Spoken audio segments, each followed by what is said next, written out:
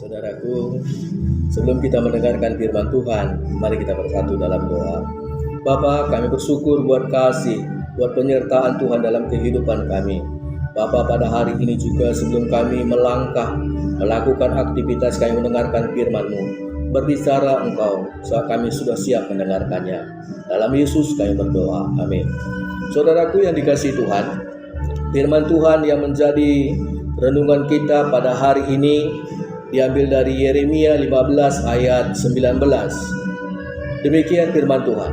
Karena itu, beginilah jawab Tuhan.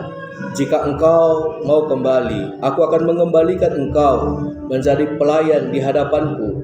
Dan jika engkau mengucapkan apa yang berharga dan tidak hina, maka engkau akan menjadi penyambung lidah bagiku. Biarpun mereka akan kembali kepadamu, namun engkau tidak perlu kembali kepada mereka. Demikian firman Tuhan. Saudaraku yang dikasihi Tuhan Yesus, firman Tuhan yang menjadi renungan kita pada hari ini mengingatkan kita bahwa sekalipun kita adalah orang yang taat, orang yang setia kepada Tuhan, bukan berarti kehidupan kita bebas dari tantangan ataupun pergumulan kehidupan. Dan bahkan mungkin saja kita diantarkan kepada tantangan ataupun pergumulan kehidupan yang begitu sulit yang kita hadapi, sehingga sikap dan tindakan kita juga menghadapi tantangan, meragukan akan kuasa Tuhan, dan sikap dan tindakan kita juga menghadapi tantangan seperti orang-orang yang tidak mengenal Tuhan. Saudaraku, apakah kita pernah mengalaminya? Hal apa atau kejadian apa yang pernah kita alami sehingga sikap dan tindakan kita tidak lagi mencerminkan kita ini orang-orang yang percaya kepada Tuhan? Tindakan kita, perkataan kita tidak ada bedanya dengan orang-orang yang tidak percaya kepada Tuhan. Bila kita membaca kisah para tokoh, orang-orang pilihan di Alkitab, ternyata tidak ada satupun di antara mereka yang tidak pernah mengalami kejadian atau tantangan hidup.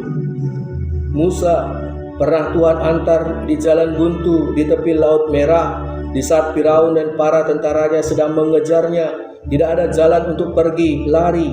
Namun ketika dia berharap dan berserah kepada Tuhan, Tuhan menunjukkan kuasa. Tidak ada jalan buntu. Laut Merah dapat dibelah Tuhan menjadi dua, agar mereka selamat dari kejaran Firaun dan para tentaranya. Tuhan Yesus, di saat kematiannya di kayu salib, Dia berkata, ampunilah mereka, sebab mereka tidak tahu apa yang mereka perbuat. Bukan hal mudah untuk menerima dan mengampuni orang yang bertindak dan melakukan hal yang jahat kepada kita. Tapi Yesus melakukannya, dan kita juga diminta untuk meneladani Yesus. Yeremia 15 ayat 19. Jika engkau mau kembali, aku akan mengembalikan engkau menjadi pelayan di hadapanku. Kata ini merupakan teguran kepada Yeremia atas keraguannya mengenai pemeliharaan Allah terhadapnya. Hal ini oleh karena beratnya derita yang dialaminya. Dan tidak jarang Yeremia ingin lari dan meninggalkan jalan Tuhan, tidak lagi mau menjadi nabi Tuhan, menjadi corong Tuhan, untuk menyuarakan suara Tuhan, sebab dia dikucilkan, direndahkan, dihina. Begitu besar derita yang dialami Yeremia. Teguran lembut kepada Yeremia atas keraguannya mengenai pemeliharaan Allah terhadapnya, ini mengingatkan agar Yeremia kembali kepada Tuhan. Saudaraku yang dikasihi Tuhan, memang bukan berarti orang yang percaya, orang yang taat kepada Tuhan senantiasa diberkati Tuhan. Namun ada kalanya kita diperhadapkan kepada sebuah tantangan, kepada sebuah pergumulan hidup, di mana pergumulan hidup itu bukan berarti Tuhan tidak mengasihi kita, Tuhan tidak mencintai kita. Namun boleh jadi pergumulan tantangan kehidupan meyakinkan kita bahwa Tuhan tetap memelihara kita. Dan itu juga bisa juga sebagai bukti agar kita merasakan kuasa Tuhan dalam kehidupan kita, seperti Musa yang bisa melihat bagaimana Laut Merah terbelah menjadi dua. Saudaraku yang dikasihi Tuhan, untuk itu tetaplah percaya dan berharap kepada Tuhan.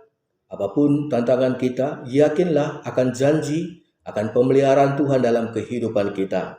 Seperti Tuhan mengingatkan Yeremia bahwa Tuhan menghendaki orang-orang yang percaya kepadanya tetap percaya kepada Tuhan, walaupun dia sedang atau menghadapi tantangan pergumulan kehidupan.